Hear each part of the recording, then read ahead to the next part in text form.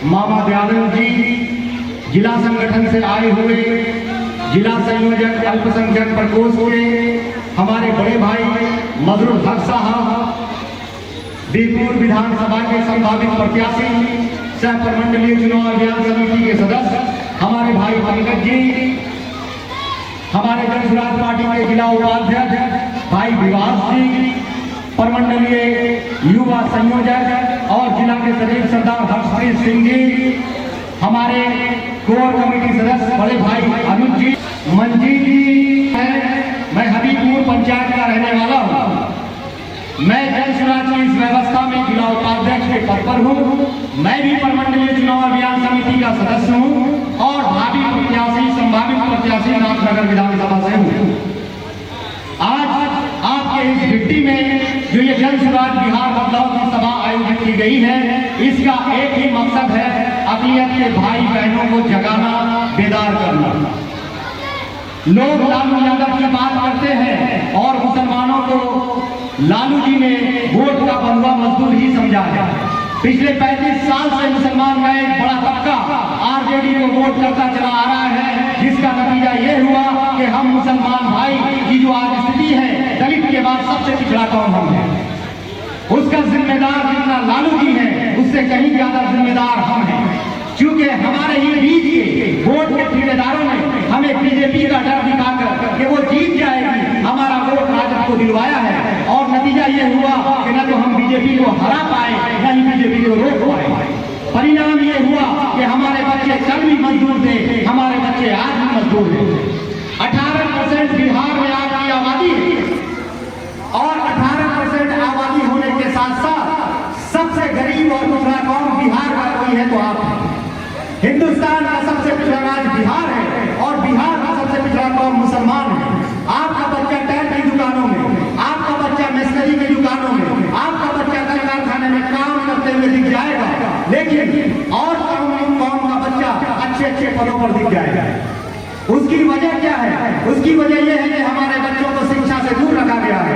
हमारे झंडे में आप गांधी जी का और भीमराव अम्बेडकर जी का सिंबल देख रहे होंगे। भीमराव अम्बेडकर जी ने कहा था कि शिक्षा, तालीम वो शरीर का दूध है, जो पिएगा वही दहाड़ेगा। हमारे बच्चे को शिक्षा से दूर इसलिए रखा गया है कि हम नेताओं का झंडा ढोते रहे, हम हिंदू मुसलमान करते रहे। आरजेडी से आज इस मंच के माध्यम से हम कहना चाहेंगे, अभी पिछले ही साल 2024 का एमपी का चुनाव हुआ, हमारी आबादी बिहार में 18% की है और भागलपुर जिला में 4 लाख मुस्लिम वोटर है।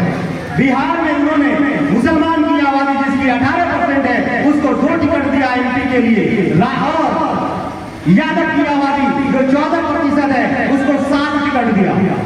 आप बताइए, जिसकी आबादी हमसे कम है उसको एमपी का टिकट 7 मिलता है और हमें 2 मिलता है। 2020 के विधानसभा की बात करते हैं, यादवों को 58 सीट दिया गया और मुसलमानों को 17 सीट दिया गया। भाई हमारी आबादी सबसे ज्यादा है, हमारा हक सबसे ज्यादा बनता है, पिछड़े हम हैं। जब आप हमको चुनकर भेजेंगे नहीं तो हम अपने हक और हुकूक की आवाज कैसे उठाएंगे? तो हमें दबाया गया है, हमें कुचला गया है।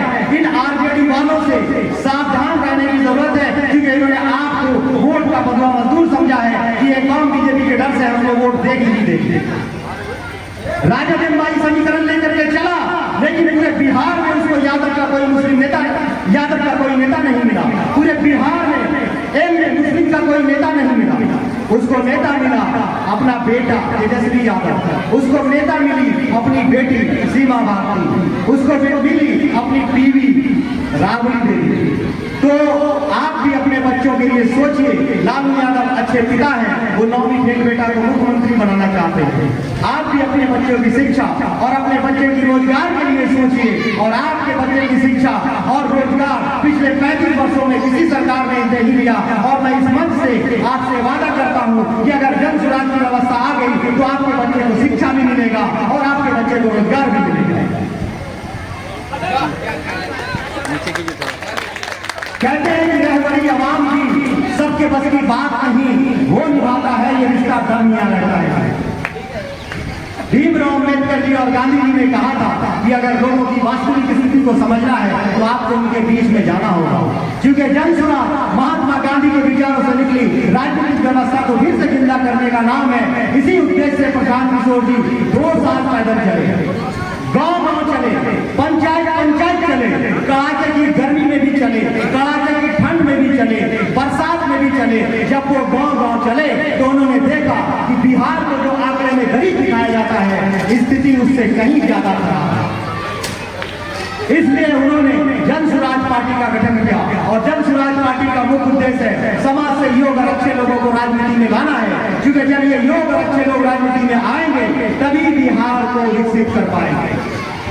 मुझे भी प्रशांत किशोर जी ने शायद योग अच्छा लोग समझा होगा, इसलिए मैं जन स्वराज की इस व्यवस्था में जिला में उपाध्यक्ष हूँ और आज आपके बीच में संभावित प्रत्याशी के रूप में खड़ा हूँ।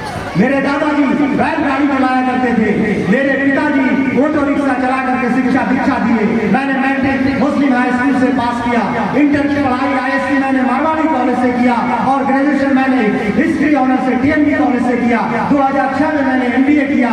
उसके बाद से मैं लगातार जॉब में हूँ। रिलायंस लाइफ में जॉब किया, बजाज एलियांज में जॉब किया, टाटा मोटर में 14 साल रहा, अभी अशोक लेलैंड कॉमर्शियल में एज ए GM के पद पर। तो प्रशांत किशोर को लगा होगा कि मैं योग अच्छा हूँ, इसलिए मुझे जन स्वराज की इस व्यवस्था में लाया गया है। और मैं जानता हूँ कि प्रशांत किशोर एक ऐसे शख्स है जो मुसलमानों को उसका अधिकार दिलाएगा, इसलिए आज आपके बीच में आया।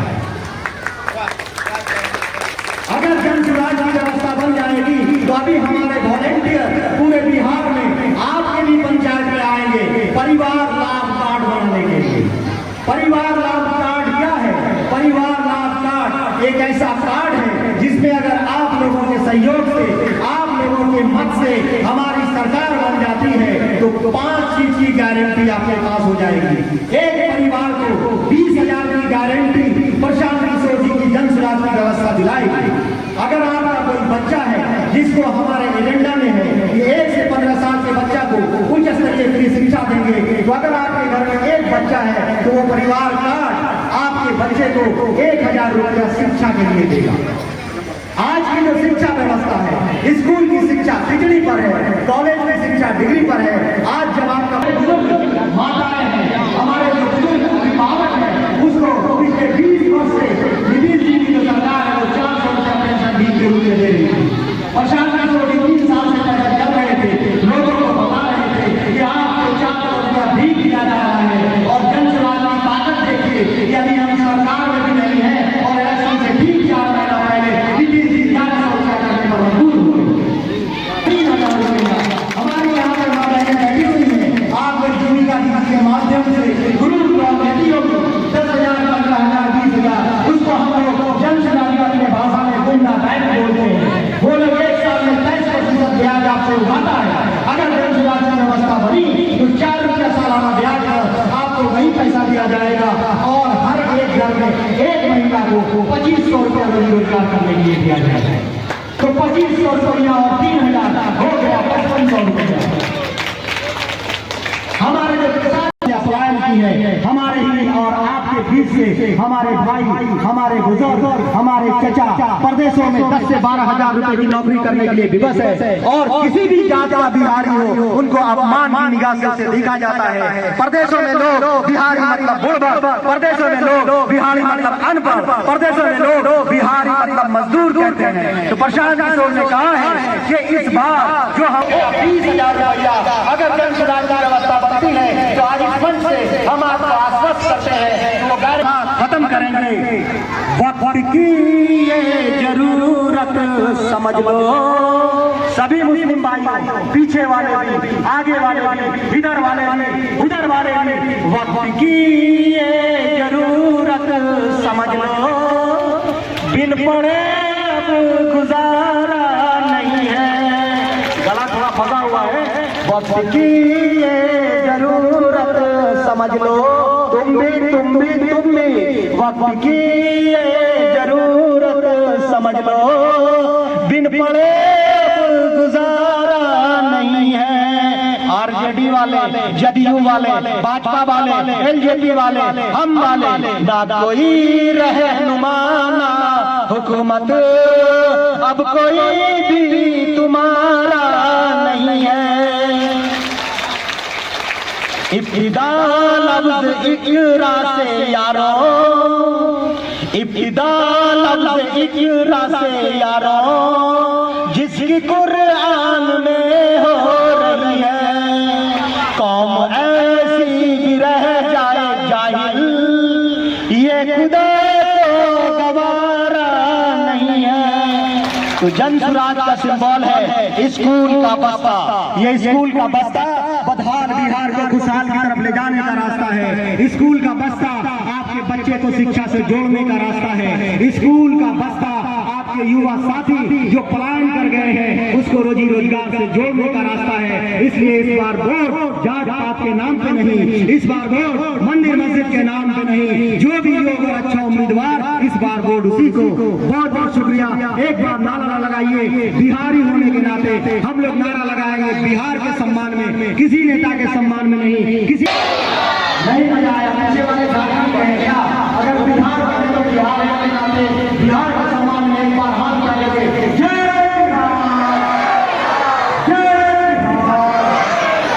बुलंदशहर कब तक किसके हिस्से में रहती है, बुलंदशहर कब तक किसके हिस्से में रहती है, बहुत ऊंची इमारत हर घड़ी हिस्से में रहती है। बहुत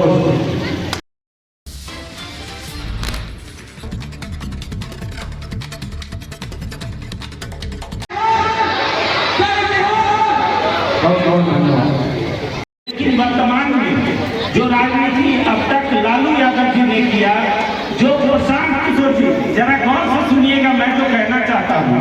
प्रशांत किशोर जी ने 6 महीने के अपने जो उन्होंने कहा, प्रशांत किशोर जी ने कहा अगर हम आएंगे तो अपने वृद्ध जनों को जो हमारे समाज को यहाँ तक लेके आए हैं, बुजुर्गों को 2000 रुपए का पेंशन देंगे। और उन्होंने 6 महीने में ये बात कही और मजबूर होकर नीतीश कुमार जी को 2000 तो नहीं 1100 करना पड़ा, जो 20 वर्षों से 400 पर ही अटकी हुई।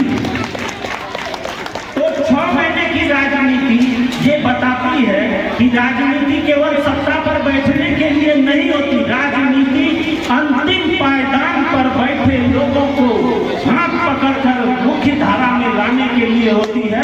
उसको मझधार से, गुर्बत से, परेशानी से, तकलीफ से, अशिक्षा से निकालने के लिए राजनीति होती है। राजनीति केवल बैठ करके सत्ता सुख भोगने के लिए नहीं होती, राजनीति नहीं होती है सत्ता सुख भोगने के लिए। हमारे पैगंबर साहब ने कहा था, हमारे पैगंबर साहब ने कहा है, जब आपको अपने रहनुमाओं का ज्ञान सही से नहीं होगा तब आप पर जालिम लोग मुसल्लत कर दिए जाएंगे जो आप पर हुक्मरानी करेंगे। तो कहाँ हम अपने पैगंबर साहब की बातों को मान रहे हैं, हम लोग बढ़ जाते हैं। हम कहते हैं बेहतर थे तो गुलाम थे, बेहतर थे तो गुलाम थे, कम से कम हम हिंदुस्तान थे। गुलाम थे तो हिंदुस्तान थे, आजाद क्या हुए, हिंदू मुसलमान बन गए। तो मैं ये कहना चाहता हूँ वर्तमान में जो राजनीति हो रही है, हम आप साबिर भाई को धन्यवाद कहेंगे कि हमारे इस्लाम के ईमान रखने वाले भाई बहनों को यहाँ पर बुलाए हैं, सभी को आए हैं। हम ये नहीं कहने आए हैं कि आप साबिर भाई को जिताइए, हम आपसे ये कहने आए हैं जो आपके बच्चे के बारे में सोचे, उसके बेहतरी की बात करे, उसके शिक्षा की बात करे, उसके रोजगार की बात करे। जिस माओ के बेटे प्रदेश में कमा रहे हैं उस बच्चे को बिहार में लाकर रोजी रोजगार की बात करे, उसको आप अपना वोट दीजिए और विधानसभा में उठाइए। हमारे प्रशांत किशोर जी ने कहा है कि आप जब भी वोट करें मेरे कहने पर न करें, किसी जनसुराजी के कहने पर न करें, आप एक बार अपनी आंख बंद करें और जिस भी धर्म पर ईमान रखते हैं उस धर्म के अपने पैगंबर पर, अपने ऊपर वाले पर, दीन पर जिस पर विश्वास रखते हैं, एक बार सोचिए, उनसे पूछिए कि हमें रास्ता दिखाइए, हमारे बच्चों का बेहतरी किसमें है। आप एक बार आंख बंद करके अपने बच्चों को देखिए और बोलिए कि हम वोट अब तक लालू जी को देख करके किए, लालू जी के पूरी उनकी उम्र सुख चैन से गुजर गई, हमने नीतीश जी को चेहरा देखकर वोट दिया, वो 20 वर्षों से राज भोग रहे हैं।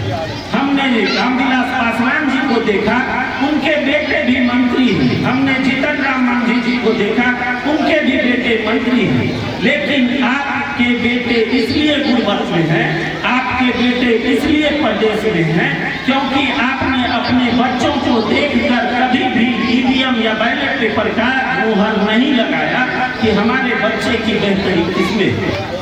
तो राजनीति जो अब शुरू हुई है, प्रशांत जी की राजनीति यहाँ से शुरू हुई है कि आप देखिए, अपने बच्चों के भविष्य को तय करिए और अपने बच्चों के बारे में सोचिए। अगर आप नहीं अपने बच्चों के बारे में सोचिएगा, किसी मंजीत कुमार को आपके बच्चे की चिंता नहीं है, किसी साबिर भाई के अकेले बस में नहीं है कि वो आपके कौम के या पूरे बिहार के बच्चों का चिंता करें। ये उनके बस में नहीं है। ये इनके बस में तब होगा जब हम लोग दलगत गुलामी जो कर रहे हैं, अब तक भाजपा के डर से आरजेडी को और आरजेडी के डर से भाजपा को वोट करके आ रहे हैं, इसमें राज वही भोग रहे हैं जिससे हम डर कर एक दूसरे को जिता रहे हैं। और आरजेडी वाले क्या बोलते हैं भाजपा के प्रदेश अध्यक्ष को कि राबड़ी देवी कहती है भाजपा का प्रदेश अध्यक्ष मेरा मुंबोला भाई है, और सबसे पहले कुछ फंक्शन होगा तो भाजपा वाले सबसे पहले निमंत्रण का कार्ड आरजेडी वाले को देने जाएंगे और आरजेडी वाले सबसे पहले कार्ड देने भाजपा वाले को जाएंगे। तो फिर हम और आप जो आपस में लड़ रहे हैं, जो हमारे बच्चों की दुर्दशा है, ये उसके लिए हमें किसी से नहीं डरना है।